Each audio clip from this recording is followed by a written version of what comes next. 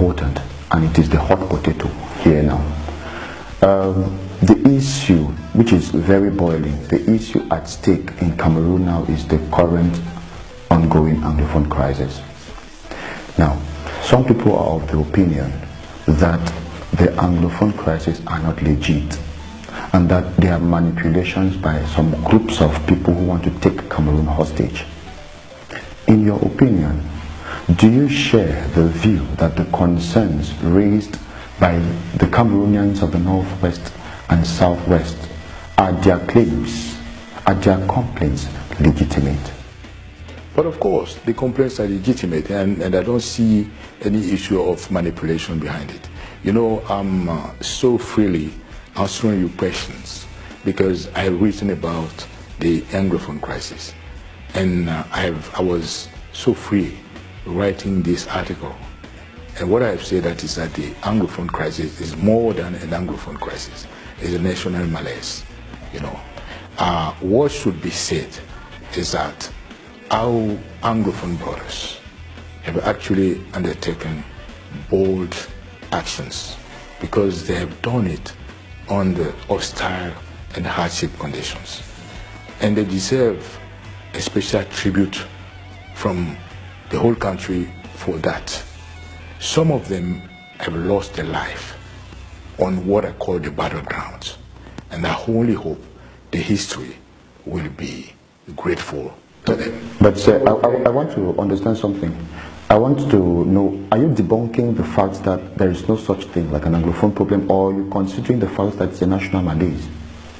No, what I'm trying to say is that it's a national malaise in the sense that if you look carefully about the grievances, the complaint, the sufferings of the people in those two areas of the Southwest and the Northwest. I don't know if you have ever been in the Eastern region or you have ever been in the Northern region. If you see the suffering of the people there, you will even see, if you know Bamenda, if you know Marwa, Mokolo, and Betwa, you will even see that the suffering in Marwa, in Mokolo, in Bamenda, I was again in Marwa very recently.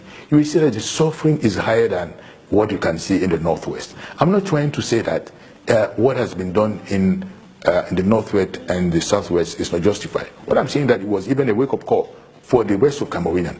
And I'm saying that the rest of Cameroon has to pay tribute to the courage of our Anglophone brothers for what they have done, because it has been a wake-up call for many politicians. As you know, when this crisis started, people were playing the denial. People were saying that there is no such thing as Anglophone crisis. Now today, you will see people coming to recognize that there is a problem. Which is very strange there is that the same people were saying that there is no Anglophone crisis today as being in a position where they have called to resolve the problem of the crisis. Isn't it a paradox? This is a paradox. You see, so but what I'm saying is that when I'm saying that national malaise is that you can only resolve the Anglophone crisis, whatever a specific Anglophone component, by resolving the issue as a comprehensive issue. And this issue has to do with the form of the state. Because, as I have written, we are living in a hyper-centralized state. A hyper-centralized state which is only beneficial to a few bunch of the people. This is a state where the main leaders are so navel-centered that is by design, is by genetics. You know, the architecture of this state, by its own genetics, by its own DNA, is so much centralized that when you have some people within the leading mechanism of the country, they are not inclined to look down to see the people at the bottom. So if they cannot see the people at the bottom, why is it that they are going to see the particular or the specific component of the country called Anglophone? Because even a population, what are you finding in the population? You're finding women, you're finding men, you're finding young people, you're finding children, you're finding even babies. So if the mechanics of the leadership of a country, the institutional architecture is not designed in such a way that the people who are actually animating those institutions are not inclined by design to see down, to look at the people. They will not see about the specific component of those people. This is what I'm trying to say. That's why the resolution of the problem of Anglophone will go through a comprehensive dialogue, an inclusive dialogue, a genuine dialogue to come to a consensual solution. Any process beneath the comprehensive, inclusive, approach will only come to a piecemeal solution.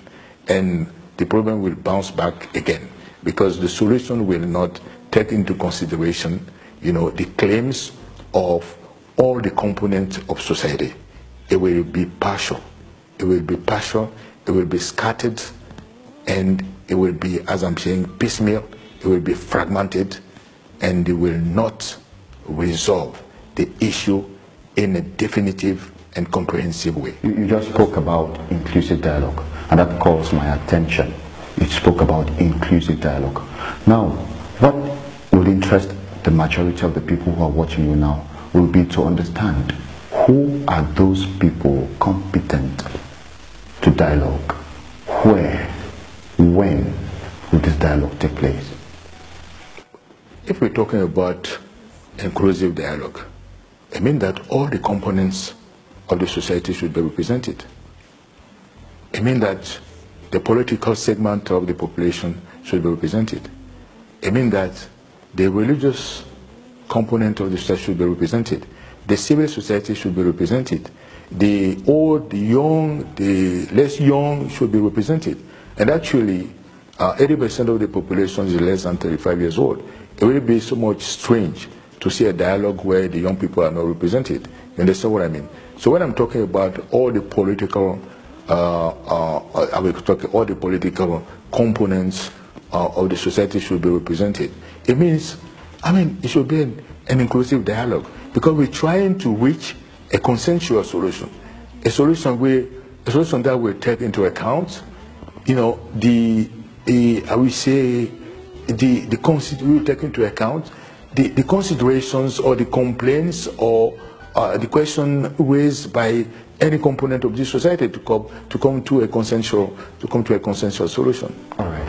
To solve part of this problem, the state has indulged herself in fine-tuning some solutions that will stop this problem. The state has set up a commission, the National Commission for Bilingualism and Multiculturalism. The state has set up a common law system at ENAM, among others. That's what the state has done. But the crisis still persists. Now, but you know why it's persisting? Because it's not coming from a dialogue. Those solutions are bureaucratic solutions. Some people are asking for secession, while others are asking for federalism. Yes. Now, what interpretation do you have to this? But the crisis is persisting because you're not trying to approach the problem through the inclusive dialogue. What you're saying about this old saying that when politicians want to kill a problem, they create a commission. So they create a commission. So you have created a commission. You have created a commission, and the problem is not resolved. You went to ENAM to create a curriculum concerning the common law, but it's strange.